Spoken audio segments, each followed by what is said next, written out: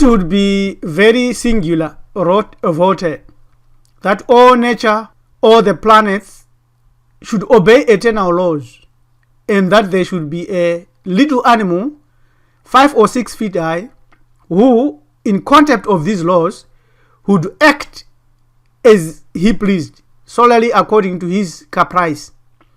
It is an eloquent statement of the problem of free will, and it is the place where our figment runs slap up against the reality, like the proverbial irresistible force meeting immovable object. Seth and Osiris, the biblical story of Adam's 3 male children, Cain killing Abel and Seth gaining control, as well as Osiris being killed by Shatter, is a story that depicts whether human decisions are based solely on predictable factors.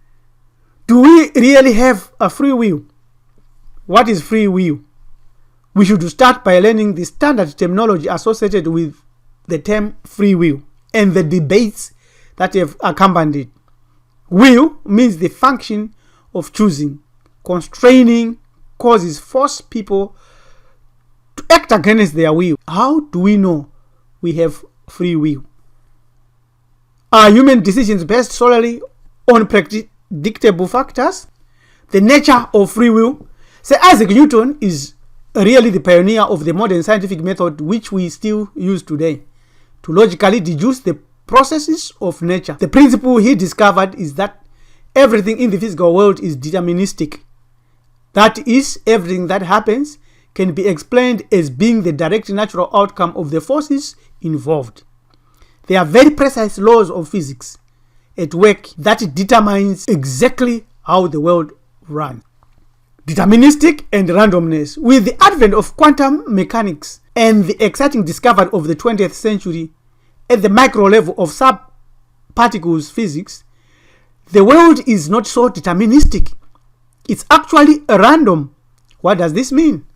It means, for example, if we throw a watermelon, we don't know exactly what the mess it will make when it lands on the ground. There are no equations involved here which can pretty much determine the results. To this day, almost 100 years after this discovery, there are still heated discussions with no resolutions about the philosophical consequences of this discovery. Even Einstein initially rejected this and said the creator doesn't play dice with the universe.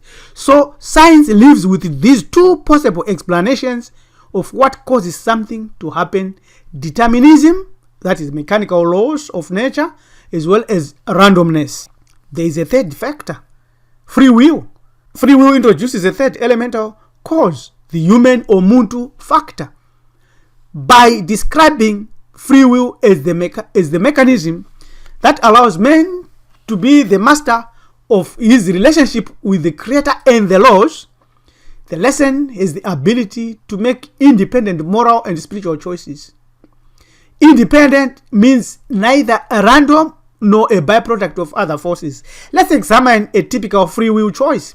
Tendai is walking along the street. He sees a beggar asleep on the sidewalk. Tendai hears a voice inside saying, "Poor guy, I'm sure I must give this person $1 to assist him." Another voice within him says, "Maybe this guy is a drug addict or a pretender or a crook. I work hard for my money. Why would I give this guy some money when he hangs around so that he can get something from people to satisfy his addiction or to trick people to give him money?" Right. So Tendai has a moral decision to make. Suppose that Tendai decides to go ahead and give this person money. How do we explain what caused him to make this decision? Was the decision caused by the giving voice, impulse in him? It can't be. How do we account for the other voice that opposed that? Was the decision a byproduct of the various factors that make Tendai who he is? His personality, his mood that day, the place where he is, the values instilled in him by his parents or society. What is the answer? We would describe this decision mathematically and say, well, the facts that were there outweighed the facts that would have caused him not to give. If this is true, we are saying that Tendai's choice was deterministic. it is inevitable that he would end up making that choice, no matter how much it seemed to him. It would have gone either way, like the watermelon sailing down towards the ground. We are saying that Tendai has no free will. The only other possibility, according to the scientists, is that the decision may have been random. Tendai didn't make any decision at all. Scientists would come and tell us he felt like he was responsible for his decision, but nothing really caused him to give. Therefore, he cannot take credit for doing something good. On the other way, he cannot be blamed for doing something evil either. Neither of these options seems to accurately describe the human condition, and for this reason, the addition of free will opens up a whole new way of viewing human decisions. Thinkers like Freud believed that most of our thoughts and emotions, and therefore our actions, stem from the subconscious and unconscious aspects of our minds, over which we exercise no control.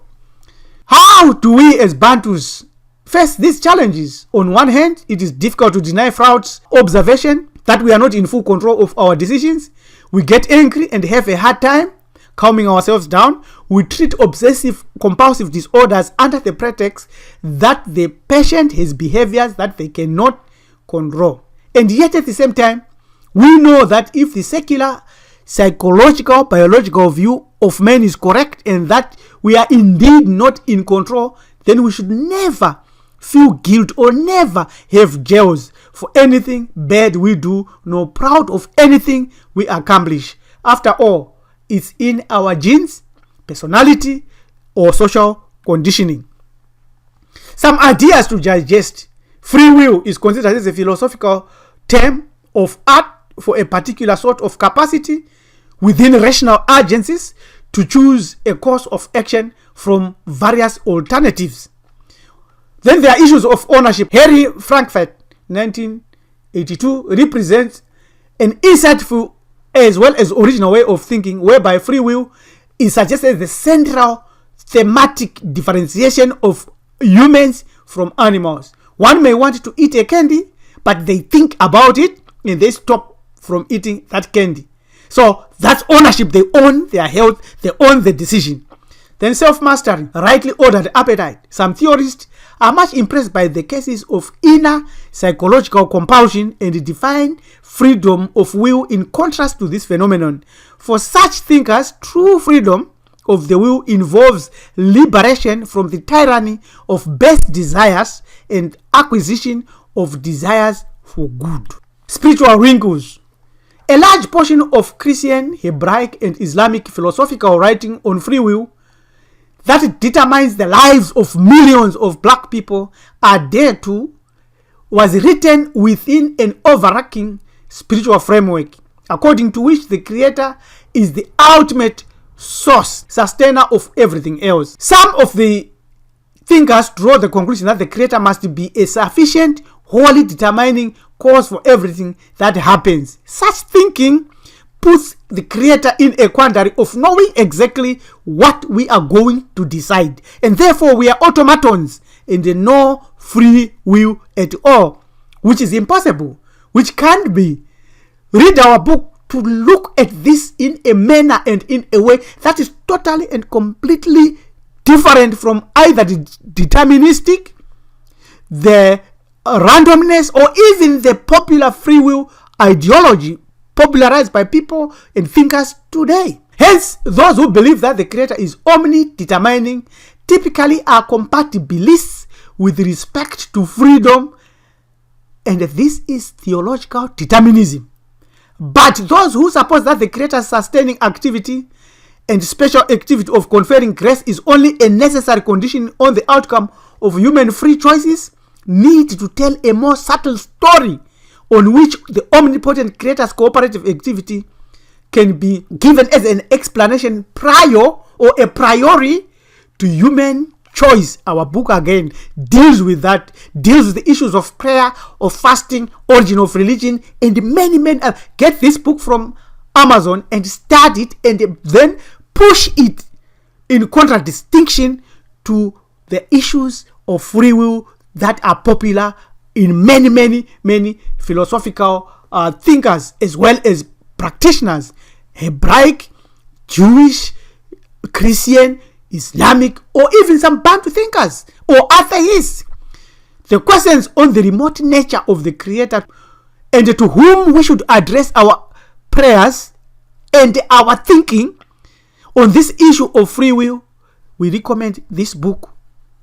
You can get this book from Amazon and study this issue deeper. Do we really have free will? It is no longer a question of whether we do have free will or not, but a question of what kind of free will do we have. In whatever you decide to do, take a bit of time and choose wisely. It might save you a lot of hell on this earth.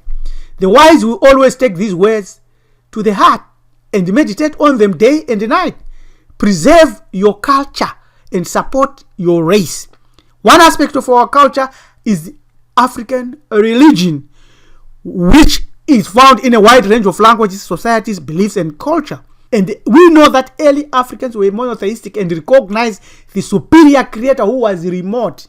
And in between, there were a lot of other powers, laws, and agencies that can be used as powerful tools for our life on earth as well as our free will and our free will to choose. The only way that the Creator knows that we love Him or we love her or we love it is because we choose the way that preserve our biological lineage up to the original ancestor, offer new ancestries, new philosophies, and a new thinking with no biological connections to us, or things of this world like technology, education, atheism, etc., etc. In this world, we know if someone loves us, if they choose us instead of someone else, they have exercised their choice, yes.